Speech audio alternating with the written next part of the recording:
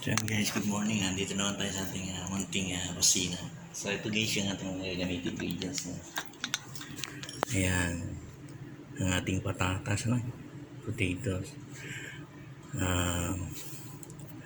Garlic, onion. Gamit tayong lemon, no? Kung walang lemon, pwedeng kalamansi, mga 3 piraso, no? Ating bell pepper. Ating laurel, no?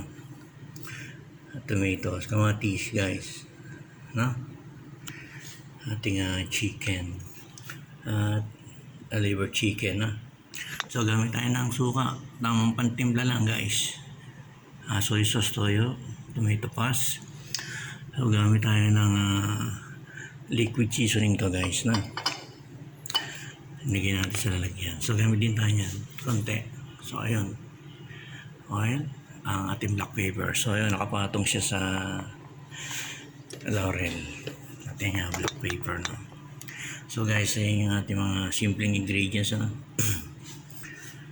Ayan, okay, yan. Walang lemon guys, kalamansi, no? Ayan, chicken, so liver. Okay, okay guys, kami tubas.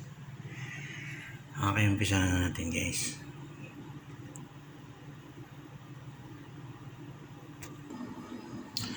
So guys, luto na yung ating masarap na lutuin, no?